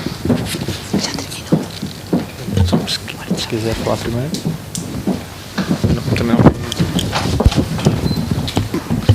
Portanto, eu não vou dizer nada, porque isso é o André que vai dizer. Eu só vou recordar um estudo do professor Vitorino Magalhães Godinho sobre a presença de portugueses e assimilados em todo o Império em 1940. Havia tantos portugueses e assimilados em todo o Império quanto cerca de metade dos inscritos no Consulado do Rio de Janeiro. Quer dizer, hoje há mais portugueses, cidadãos da República Portuguesa, do que houve entre 1895 e 1961. Portanto, o Império era uma estrutura de fuga ao aquém, pela procura do de além, e sim, isso é uma constante na história portuguesa. Procurar o de além, no fundo a integração europeia é uma espécie de sucedâneo de império, para não resolvermos os problemas do de aquém. E isso sim, ao longo do sistema, deste sistema político, existiu, quer na monarquia constitucional, quer na Primeira República, uma tentativa de procura de além, nomeadamente através de uma das facetas do Império, mas também da imigração. A monarquia constitucional é a imigração para o Brasil, é o grande momento, e ficaram lá 100 milhões de lusodescendentes. Há 10 vezes mais lusodescendentes no Brasil do que na República Portuguesa, mas convinha fazermos partir de alguns elementos quantitativos para não estarmos aqui a ver o mapa do capitão Henrique Calvão na exposição colonial. Portugal não é um país pequeno, quer dizer, uma coisa é o mapa, outra coisa era efetivamente a dimensão dos portugueses face a este projeto. E o português tem esta mania, troca tudo. Ainda agora, no momento de crise, apareceu um mapa do mar territorial, quer dizer, que de facto que é quase o mapa do Henrique Calvão aplicado ao Oceano Atlântico. O problema está no elemento demográfico da presença da realidade concreta dos portugueses concretos neste espaço. É, de facto, uma prestidigitação a existência do Império, mas a integração europeia também começamos a ver que foi este sucedâneo, quer dizer, esta procura de uma tentativa de ir além deste espaço sem resolvermos o problema caseiro, isto é, sem sermos um país com a ausência de megalomania, que é o Portugal dos pequeninos, com a mania das grandezas, que sempre foi o drama que acompanhou o sistema. E, de facto, a Primeira República, neste aspecto, foi continuadora claramente da geração Mozinho. Aliás, não nos esqueçamos que o Norton de Matos é um colaborador do Mozinho. O Norton e outras figuras importantes da Primeira República que se aliam ao franquismo no momento da criação do Império Colonial. Agora está a passar a série Equador, ou a repassar, que revela bem uma sociologia de elites lusitanas na procura de além, quase como à procura de emprego na CE. Portanto, as coisas são extremamente parecidas, com correspondentes imperiais, e nós ainda não chegamos à fase da descolonização mental. Quer dizer, porque a Europa foi imediatamente o sucedâneo desta procura. O sistema vive deste oxigênio. Neste sentido, esta dimensão é uma dimensão mítica fundamental na construção até do sistema demoliberal português, e na Primeira República essa explosão notou-se. É Norton, é Álvaro de Castro em Moçambique, quer dizer, Norton, os altos comissários e toda a literatura de imperialismo republicano. Eu digo isto, a minha escola, por exemplo, a Escola Colonial, criada em 1906, teve como primeiro não foi licenciado, mas o primeiro titular da escola é o Álvaro de Castro, figura um pouco esquecida neste domínio, várias vezes presidente do Ministério e alto comissário em Moçambique, e o primeiro diretor é o Ferreira do Amaral, na escola de 1906, que era a escola da criação da elite imperial, claramente, e portanto, e foi de matriz altamente marcada pela Primeira República e pelo Grande Oriente. Lusitano, normalmente não se diz isso, mas claramente a ideologia do patriotismo imperial que unificava maçonaria, e depois a ideia de missão católica unificou católicos e maçons neste processo, e a elite republicana. É uma dimensão fortíssima em toda a mentalidade desta. Mas, portanto, é só uma provocação. Passava agora a palavra ao professor Luís Rodrigues, Nuno Rodrigues. Não, só também 2 ou 3 notas sobre a sua questão, sobre se o Império moldou o sistema político. Só 2 ou 3 coisas que me vieram à cabeça. As análises mais recentes têm-se debruçado sobre a questão ao contrário, que é sobre o modo como o sistema político condiciona, enfim, a área que eu conheço melhor, os processos de descolonização, não é?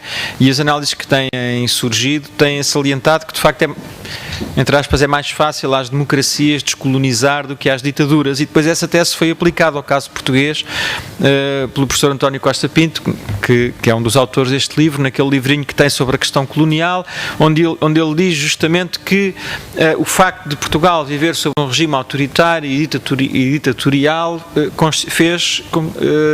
foi a causa principal do delay, digamos assim, da demora da descolonização, pelo menos numa perspectiva comparada. Embora penso que, aliás, o Costa Pinto também menciona isso no livro, mas se não menciona, fica aqui dito, embora o início das guerras coloniais, a partir de 1961, sobretudo ali numa fase inicial, possa até ter constituído uma espécie de renovado sopro de vida para o regime. Portanto, alguns autores também apontam para isso, que o início, sobretudo a questão angolana, sobretudo o 15 de março de 1961, uma vez numa conferência alguém dizia que o 15 de março de 61, a conferência já foi há muito tempo, tinha sido mais ou menos como o 11 de setembro, isto é, tinha criado em torno do regime uma unidade que se tinha completamente esboroado desde 1958 e, portanto, havia um problema mais grave para lidar, que era o problema do, entre aspas, terrorismo, conforme o regime definia, em Angola, e, portanto, calem-se todas as vozes, cessem as oposições, porque há uma questão nacional. E, portanto, isso teria permitido um fogo ao regime, mas pequeno, porque de facto passado com o alastramento da guerra colonial a Moçambique e à Guiné e com a progressiva desmotivação das próprias forças armadas, com o desencanto da sociedade e com o início, repare, nós também costumamos falar sobre isto nas aulas, e também com o início das posições, um pouco também aqui no seguimento do que o professor estava a dizer, as posições de forças oposicionistas clamando e defendendo a autodeterminação e a independência dos territórios africanos, também só surgem nesta altura. O Partido Comunista Português no final dos anos 50 e a oposição democrática, salvo erro, já entrados os anos 60, julgo. 1965.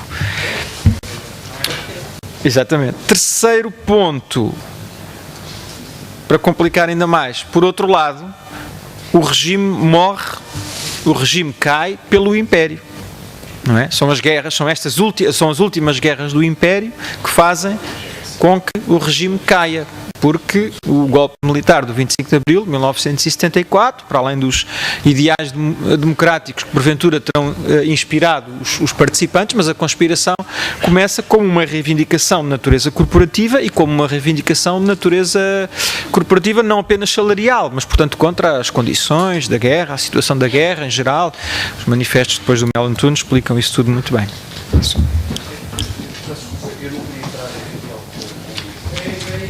O microfone, senão não fica gravado, percebe?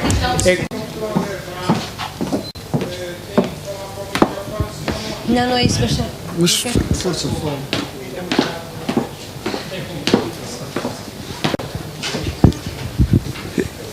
Eu agradeço a oportunidade, não quero entrar em diálogo com a mesa, mas eu, quando coloquei a questão, estava-me a lembrar, se a memória não me trai, que a Carta Orgânica do Império foi primeiro promulgada que a Constituição de 1933. Ou seja, o que é que eu pensei? Que de facto, em termos institucionais e políticos, o Império, no caso concreto do nascimento do Estado Novo, que remonta-se sempre a 1933, quer dizer, tem que ser repensada em termos de início, porque de facto a Carta Orgânica é implementada antes, portanto é promulgada antes. Muito obrigado.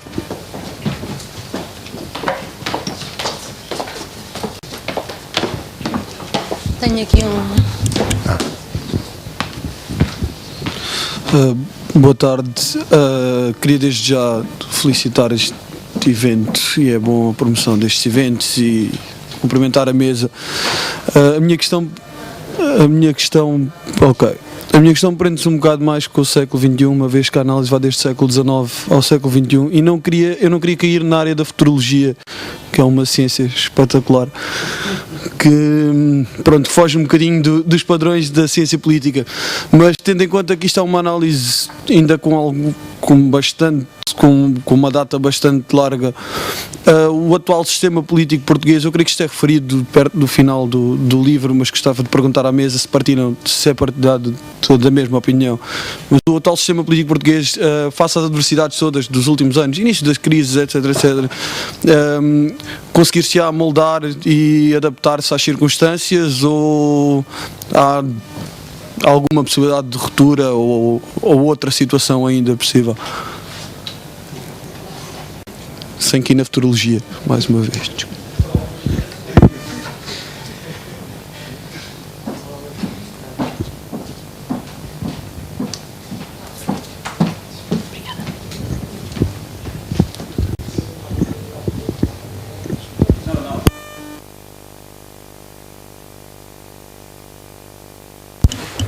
Em primeiro lugar, a ciência da perspectiva e da conjectura é uma coisa que nasceu de brilhantes politólogos, nomeadamente da equipa que andou em torno dos franceses, do Bertrand de Jouvenel. Portanto, é uma área que permite fazer previsões, quer dizer, é uma da...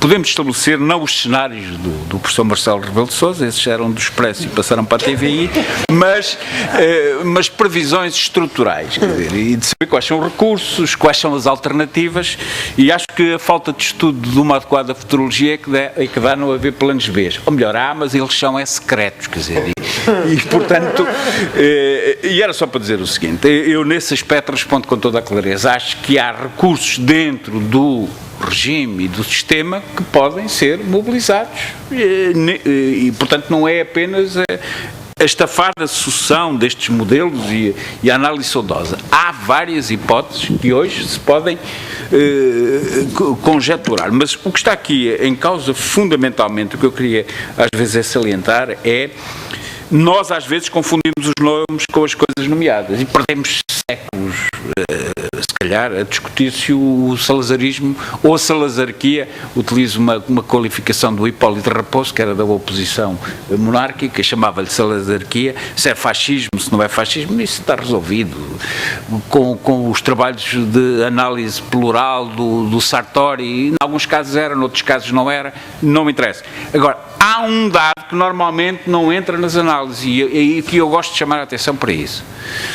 A teologia da libertação na análise política, nomeadamente o Joseph Comblan, o jesuíta que foi conselheiro de Dom Melo da Câmara e no Brasil, estabeleceram uma categoria chamada Estado de Segurança Nacional, que foi recolhida pelo João Paulo II na centésimos anos, qualificando uma ideologia sul-americana que entrou em Portugal em força desde os anos 60, isto é vantagem de ser os arquivos da minha escola, da velha escola colonial, que foi a fabricante de um modelo novo, que não é um modelo dos anos 30, que é um modelo de Estado de Segurança Nacional, muito parecido com a Revolução Brasileira de 64, muito parecido com o grande teórico Augusto Pinochet e as suas teorias da estratégia, que foi aplicado em Portugal e que normalmente não é identificado, porque anda tudo a discutir o fascismo e o antifascismo. Eu diria mais, Portugal era dos últimos regimes sul-americanos da Europa, em 1974, com as categorias,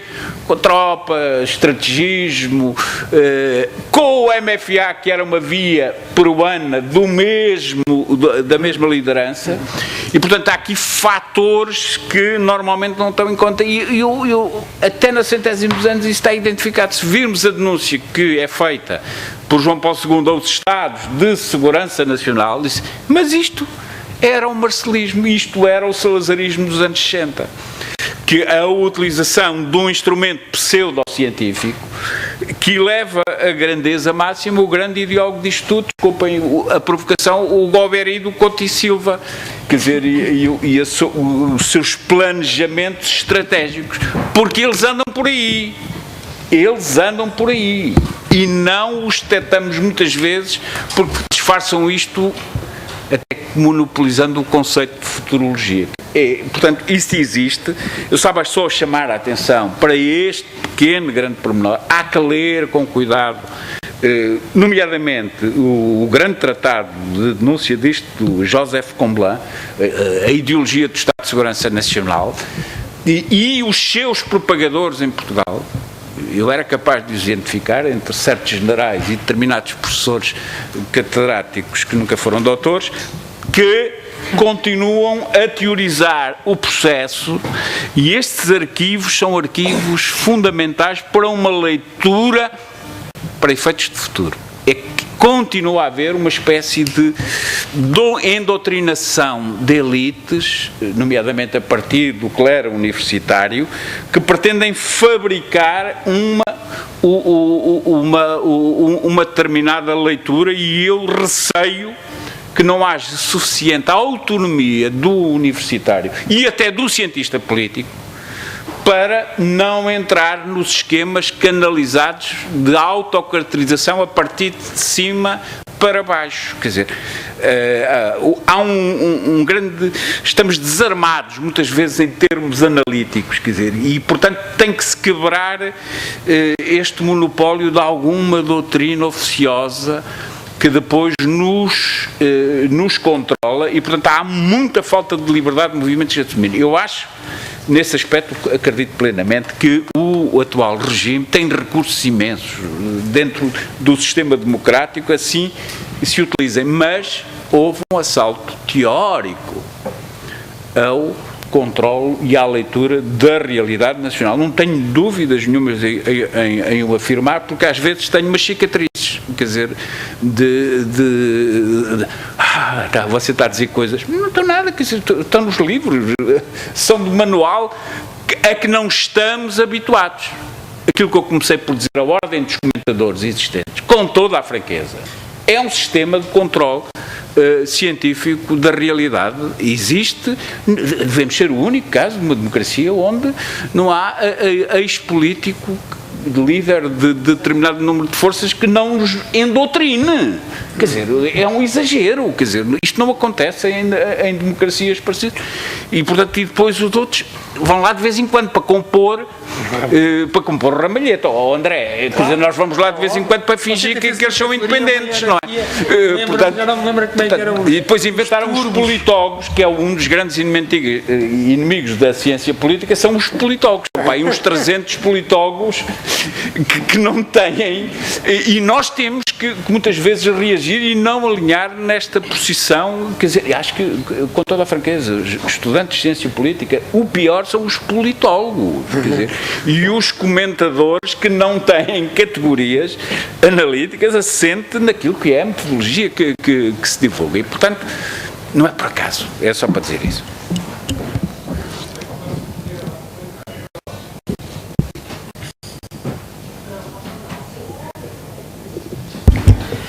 Pronto, eu só também acrescentaria sobre esta questão. Em primeiro lugar, é sobre a questão do livro, quer dizer, este livro não esgota todos os assuntos possíveis numa análise ainda por cima desta profundidade histórica, e já foi dita a questão internacional, o papel dos militares, o papel do Império, pronto, eu não tenho dúvidas que isso, e ficam ideias para próximos livros, por outros, por mais colaborações entre várias disciplinas. A professora Fátima Sá, quando apresentou este livro, falou num livro de diálogos entre regimes, entre disciplinas, entre pessoas de diferentes instituições. Pronto, agora sobre a questão eu não consigo fazer previsões, também acho que o sistema pode se regenerar a partir de dentro, ou pode implodir, ou transformar-se completamente, não sei. Uma coisa é certa, acho que o sistema está no nível mais baixo que já esteve, seja do ponto de vista do apoio populacional aos atores fundamentais, seja na contestação que sofre no próprio seio do sistema político e em algumas controvérsias que vão surgindo que indiciam uma certa tolerância, não é só dos atores políticos, é também do sistema mediático, a certas compressões, seja das garantias do Estado liberal, seja das garantias democráticas, e isso está a existir. Agora, não sei também, há também uma dimensão internacional aqui, o professor Adelino Maltês no início começou por dizer, se nós não andamos à procura, não nos podemos esquecer, eu acho que o regime democrático, uma das coisas em que talvez tenha sido menos bem sucedido, é porque não fez a pedagogia plena da democracia, não fez. Ainda hoje quer dizer, há uma série de ideias que eu acho falsas e erradas sobre a herança do salazarismo. Por exemplo, quer dizer, ninguém fala, nós chegámos aos anos 70 com 30% de analfabetos, quer dizer, essa é uma herança pesadíssima, é claro, agora, depois tivemos o crescimento económico, está bem, tudo bem, quer dizer, mas não podemos esquecer isto. Mas o regime democrático talvez não esteja feita a pedagogia do seu valor em si como regime democrático e da herança que subverteu, porque o regime democrático desse ponto de vista, seja do ponto de vista dos indicadores da saúde, dos indicadores da educação, fez imenso e progrediu imenso. Mas a verdade é que nós hoje em dia vimos uma erosão também entre a população, uma espécie de um desejo de um novo ditador das finanças, que também existe internacionalmente, não é? O ditador internacional, agora será a senhora Merkel, o Banco Central Europeu, que são pessoas que não foram eleitas, quer dizer, e que dão ordens e instruções aos governos e limitem-se e permitem-se a liberdade de opinar sobre o que é que os governos devem fazer. Isto é um problema, quer dizer, estamos a tolerar elementos não democráticos nos nossos regimes, e não é só aqui. E depois nós vemos a crítica aos partidos, em boa parte porque com razões, não é? Agora, o sistema eu acho que está no ponto mais baixo da satisfação, da tolerância face aos partidos, quer dizer, naquela ideia de que são todos iguais, numa certa nostalgia messiânica, quer dizer, da ditadura das finanças, porque vê-se muita gente, foi tudo uma bagunça, há pessoas que tiveram direitos demais, era preciso alguém que viesse meter isto na ordem. Esta ideia difusa existe. Não é por acaso que aqui há 2 anos também o Salazar foi o português mais escolhido num programa qualquer, aquilo vale o que vale, mas é um indicador também de alguma coisa. E nós vemos nas conversas, quer dizer, muitas vezes, quem tem um bocadinho mais de... É o que é que as pessoas dizem, e no fundo já se ouve muita gente, é tolerar essas entorces, essas compressões às garantias liberais, às garantias democráticas, mas não é só entre a população, é também entre os responsáveis políticos com mais responsabilidades, desde logo os atores políticos institucionais e partidários, com esta guerra que vemos hoje em dia, e também mediático, porque também há uma grande tolerância dos jornalistas, e eu agora já não vou falar dos comentadores, isso é outra, o jornal também há uma grande tolerância a todas estas compressões da democracia. Nós, em muitos aspectos, vivemos como uma espécie de estado de exceção. Em alguns aspectos é claro, temos a soberania limitada, mas também não podemos aceitar, mas há um grau de tolerância que parece cada vez maior a isto. Portanto, há motivos de preocupação. Eu acho que também há motivos de otimismo, e exatamente porque a sociedade mudou muito e o regime também a mudou. Hoje temos uma população muito mais qualificada, temos uma série de jovens como nunca tínhamos tido, e isso é um notável, porque isso é um feito do regime democrático também do ponto de vista do output social, além do output na educação. Há um output notável em termos de produção de uma geração diplomada e das mudanças que houve, porque, mais uma vez, para terminar, nós não nos podemos esquecer dos 30% de analfabetos. São pessoas que não sabem ler e escrever. Era o que tínhamos em 1974. Pronto, esse é um problema muito grave. E mostra a herança, porque quer dizer que toda a gente hoje em dia parece que o salazarismo afinal até era uma ditadura benévola, mas apesar de tudo o output não foi notável, mesmo ignorando a questão dos procedimentos. Ora, depois destas, não sei se há algumas polémicas observações do professor André Freire, se alguém quer intervir. Desculpe. Boa tarde, chamo-me Manuel Sageia, sou um iniciante, digamos, nestas elites de ciência política. No entanto, ia fazer uma pergunta que acabou por ser ultrapassada pelas brilhantes respostas dos dois oradores. De qualquer modo, não queria deixar de dar os parabéns ao painel pela realização do evento e também aos autores do livro pela sua abrangência transdisciplinar e temporal, que realmente vem preencher uma lacuna no nosso campo da ciência política. Muito obrigado.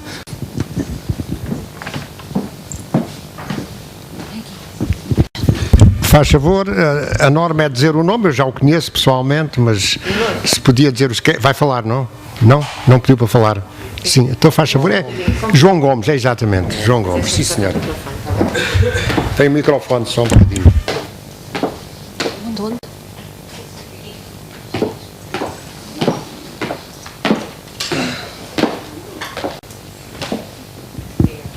Ora, boa tarde a todos. O professor André Freire escreveu que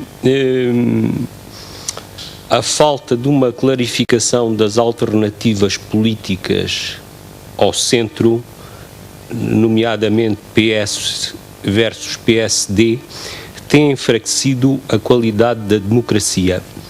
Concordo perfeitamente com esta frase e pergunto se realmente o aprofundamento da crise do euro não poderá contribuir para a clarificação destas alternativas e melhorar, de certa forma, a qualidade da democracia, proporcionando uma democracia mais participativa, portanto, digamos, um grau diferente de democracia que, de certa forma, poderá combinar a democracia participativa com a democracia representativa. Por outro lado, isto poderá, digamos, a médio prazo, provocar uma reforma do sistema eleitoral e, eventualmente, uma alteração das opções das alianças político-partidárias. Gostava que, de facto, estes aspectos fossem comentados.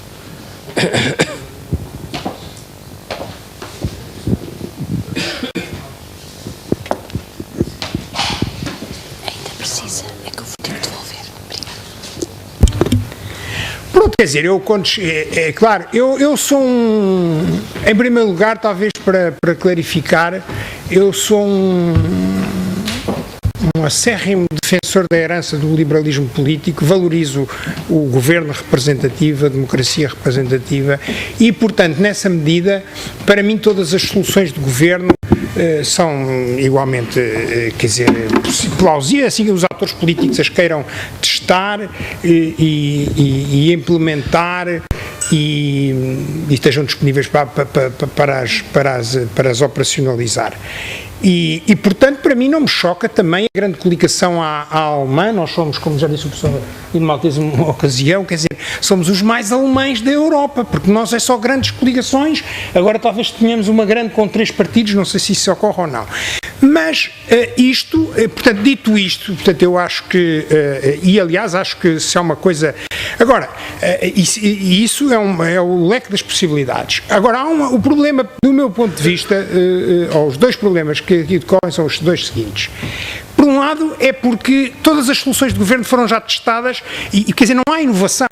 Há fraca inovação do ponto de vista das soluções governativas e há fraca inclusão, porque há uma parte do sistema político que não é espicienda, que tem eleitores que não têm partilhado a condução do governo, que é a esquerda radical, dos partidos à esquerda do Partido Socialista. Não interessa aqui as responsabilidades.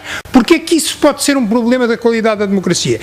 Porque para haver escolhas mais substantivas da parte dos eleitores numa democracia é preciso que haja alguma clareza de alternativas. Não pode ser extremada, porque se for extremada também, quer dizer, digamos que esta relação entre qualidade da democracia e polarização política é uma relação curvilinear, porque se for muito extrema, pode levar à implosão do regime. Se for muito baixa, não há escolhas, são todos iguais, isso é um problema. Portanto, agora, o que eu acho que é um problema de qualidade é deste ponto de vista, é porque o sistema de alianças, como só funciona do Partido Socialista para a sua direita, essa é a nossa história, quer dizer, não estou a dizer nada, isso são factos. Isso produz um sistema, um Partido Socialista muito centrado, muito centrista, é o que dizem os dados comparativos, mais uma vez, há vários dados que evidenciam isso, com evidência empírica.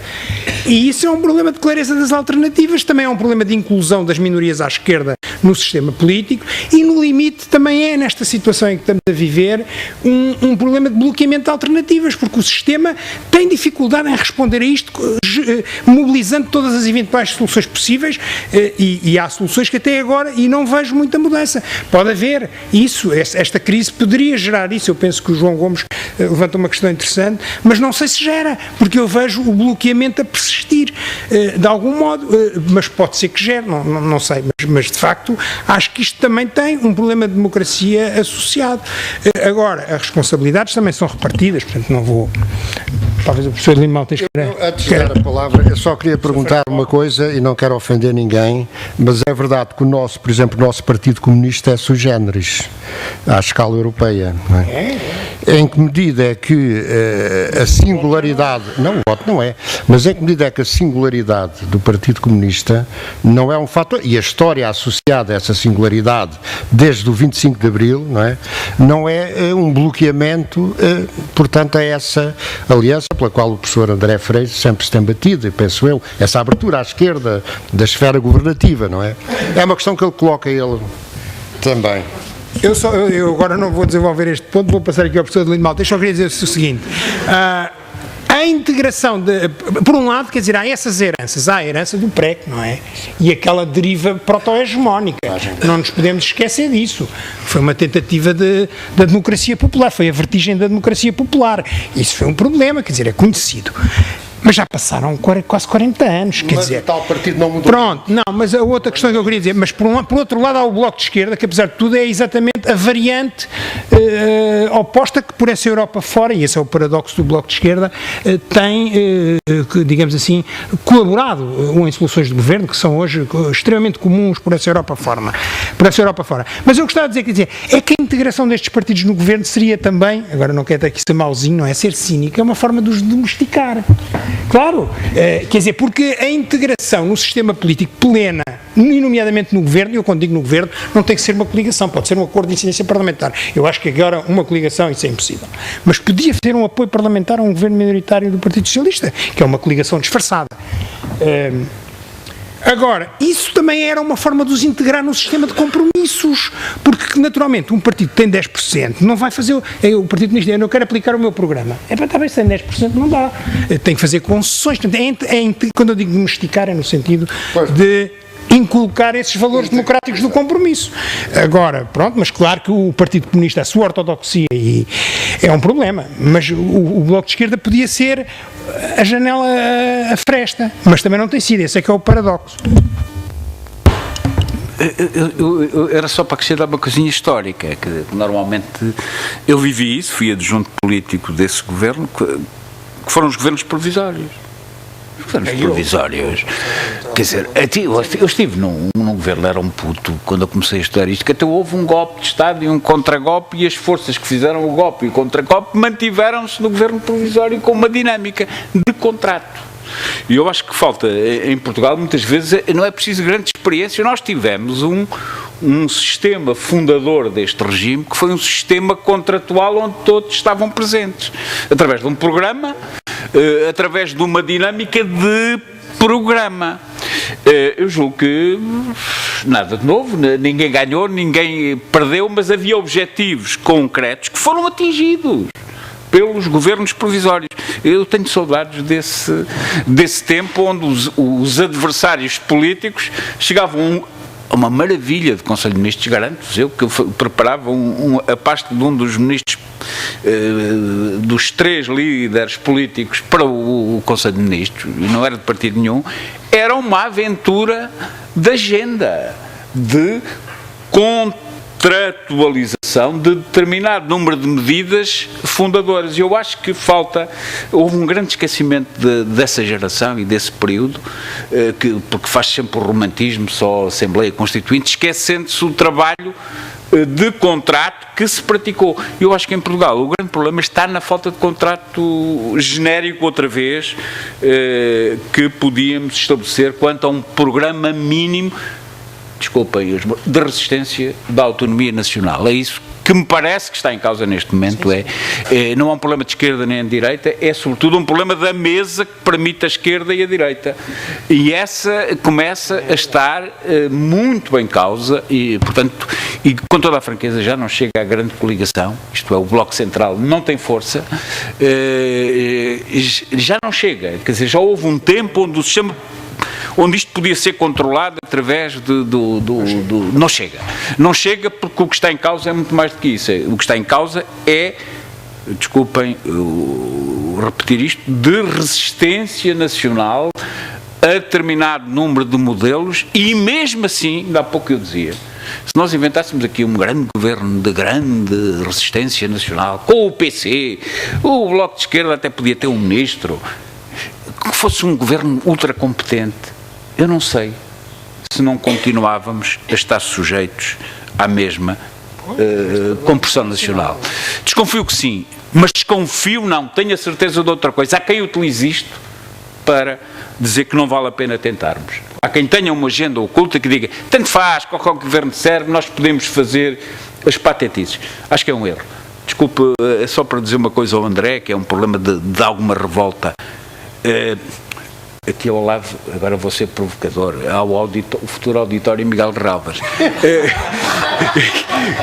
E reparemos como uma pressão quer dizer, no fundo isto não tem muita importância, isto vai ser uma nota de pé de página na futura história, mas uma pressão sobre o sistema levou àquilo que nós vimos, quer dizer, apesar de tudo há elementos de dinâmica que alteram a rota pré-estabelecida e muitas vezes esquecemos que isto depende muito do voluntarismo, dos atores, desculpa a piada ao Miguel Ramos, mas tinha acabado de ver que ele vai ser deputado outra vez, já pediu para ser deputado, o que é importante, portanto vemos como é que isso não estava nos manuais de procedimentos de alguns controladores exteriores. Há uma opinião pública que penetra no sistema cada vez mais, de várias formas, e portanto, há uma agenda oculta que diz que isto não vale a pena, quer dizer, tudo está em cima da mesa, incluindo o regresso a uma espécie de contrato social ou de acordo de geometria social, como foram os governos provisórios. Se fosse possível. Assim fosse. Nacional, espécie de...